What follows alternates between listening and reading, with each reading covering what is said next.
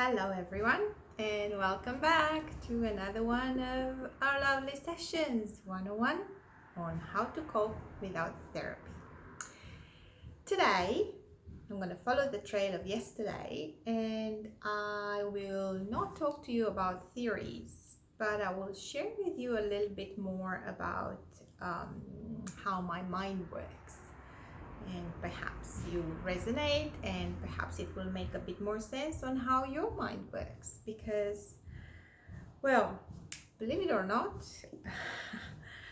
for a long while I used to be thinking of myself as really good with numbers, math, exact sciences kind of thing, physics.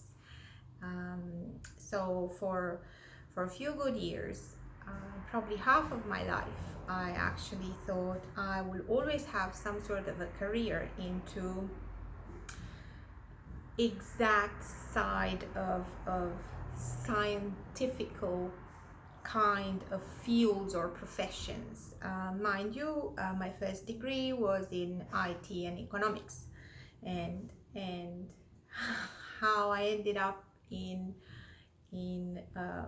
people's kind of field, that is a bit of a long story that we're not going to talk about, but I am definitely grateful for all of the chances that I've been given, all of the people and experiences that I've had. My point is that once in a while, now probably quite often, my rational side, my mathematical plus or minus and very much schematics, charty thing sort of surfaces, and it comes out in all sorts of shapes and sizes. And over the weekend I spent some time catching up with a very dear friend of mine, close to my heart, and she lives in Europe. And as I've told you before, this is coming to you from Western Australia, so on different sides of the world. Haven't seen her in so many years, and God knows when the world is going to open again. But the thing is, we started chatting, and as we do, we sometimes have those kind of friendships that it doesn't matter for how long you haven't seen or spoken with each other. You just pick up the conversation, and things just fall back into place as if you just spoken the other day. So we started talking about us, our lives, our kids, and our relationships, in a sense, as in with our significant others. And by comparison, I guess, us opening up, it was a bit of an eye opener. Because I realized how not only how much I changed or she changed, but in the same time we never did on certain things. But also I realized the kind of different valence, different meaning that we assign to certain things that we believe that matter most in relationships of that kind. And then since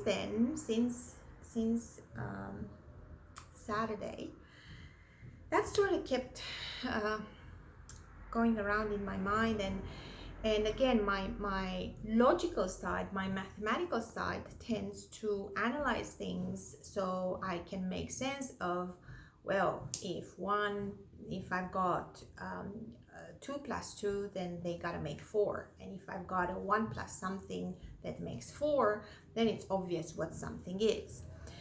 So from that aspect, what I'm trying to say is that in both exact science and in people's science, psychology and cognition, and a few other lovely fields that one has time to study and learn and read about, it's kind of obvious, and it's throughout the literature. It's actually a common comparison where nowadays we believe that our brains are more or less similar to computers, and the way a computer would run a software, and that is usually compared with the way the brain analyzes and makes sense of information that it's fed to it. And when it comes to softwares and computers and algorithms, there's definite logic. There's always logic. There is you've got starting points, you've got transition points, choice points, logical alternatives, yes, no, maybe. You've got a feedback loop with the maybe, you return back to the yes, no, move on. Yeah, so quite precise, quite exact. And this is how Gabby's mind works sometimes, where you get mush of things, a blend, a mixture of stuff that happens, that you say, that you go through, that it's being said to you, you absorb it, and you're trying to make sense of it. And my brain at some point goes like, well, you're making this too complicated. Here's the simple bit. Run the algorithm. So bear with me on this one. When it comes to relationships, I actually put together a whole a whole lovely algorithm that makes sense to me, and it's a whole written page here of arrows and little brackets and little things like that. But here's the deal. When you do enter into a relationship, and I'm talking about a romantic relationship, yeah, significant relationships of that matter. Well, significance again depends on that balance that you want to assign and the meaning of it all. But when it comes to romantic relationship, we tend to function, and the algorithm that we apply, it's rather simple. Tell you what, just bear with me here. So you meet someone, you find someone, and you find them attractive. Number one, there's the attraction, the desire, the sexual attraction. Mind you, you don't really have much control over that because it's a biological kind of tendency and need. So you find I don't know, George Clooney attractive, or you find Keanu Reeves attractive, or you find the dude that sells you lotto tickets attractive. It's just the way it is. Yeah, not much emotional interference into that one. It's quite a biological instinct that it's there, and you know when it's there. However, it does have a scale, right? So it can go from nil, zero, nada, minus sea level, and go to those extreme points where you have absolutely no freaking idea what it is that attracts you to that person, but you are just damn hooked. So there's the attraction, that's obvious there. It's an instant thing most of the times that happens to you, and you have very little play field with that one. Mind you, there's quite a lot of play field, but you know what I mean. So aside from the attraction bit comes in there's an AA, right? There's an attraction, and then you've got an affection kind of field, and that sometimes that comes with time. For some of us quicker, for some of us takes much longer to actually emotionally feel not so much connected, that's not what I'm talking about, but to feel emotionally willing to open up to that person. Yeah, so just bear in mind that in each and every one of these you have like in any standard traditional relationship, you would have a dyad, like two people. Yeah, We're not talking about other stuff. We're talking about the traditional bit. So when we're talking about attraction, the attractiveness and the affection, the emotional side, we're definitely talking about two different perspectives. So there's always ours, mine, and there's always the other ones, right? So the way those two arrive to marry, or no, marry is the wrong word. The way those two arrive to align or to be at the same level, that is a difficult type of, it's actually kind of a rarity to find someone that you are attracted to so much, to the exact same level that they feel attracted to you, or there is a parity there. There is a same wavelength, if you'd like, in terms of attractiveness. And on the same token, that is kind of difficult to actually find someone that effectively, affectionately, emotionally, you are willing to open up to them, and on the same token, they're just as willing.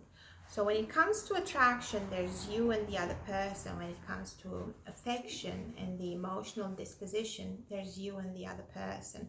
There's always we're always hoping for a leveled, I guess we wouldn't call it positive, but we would call it attuned, resonating, aligned on the same frequency. Yeah, let's just go with that.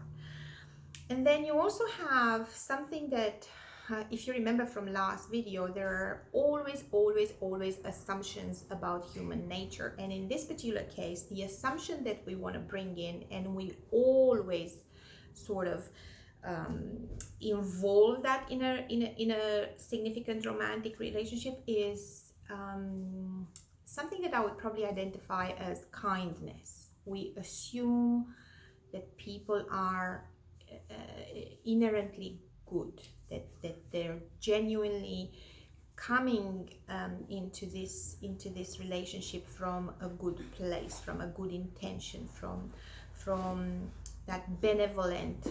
We don't want to talk about the negative and all of the dysfunctional or the abnormal stuff.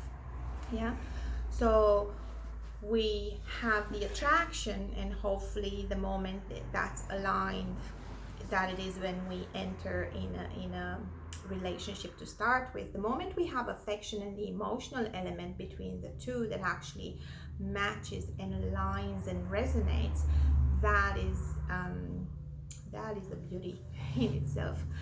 And we assume that both of us, we enter into this with that innate and goodness in their heart. Yeah, that extended kind of desire to help, to be nice, to not hurt. Yeah, nothing abnormal or dysfunctional.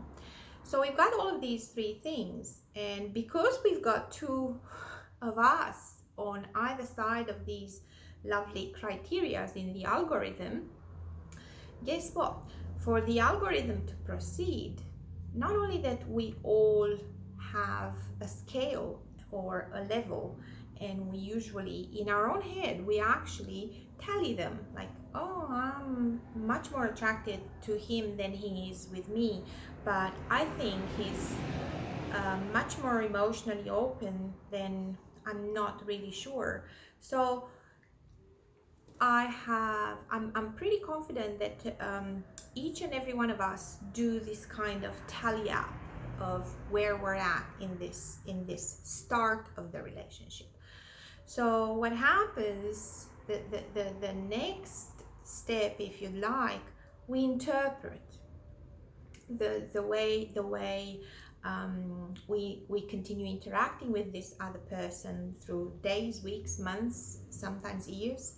We interpret each and every interaction, and mind you, We don't necessarily do that consciously, but unconsciously our brains register each and every little thing, and we score it and we tally it.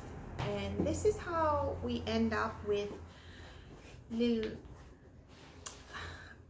imbalances, if you like, and we tend to start either arriving to a cross point where, in my mind, my score, my scale, my tallying says this, and in their mind, their assessment uh, perhaps arrive to a different outcome or is just aligned with us. But guess what? Without actually talking and sharing these interpretations and assumptions, we will just continue on into parallel worlds.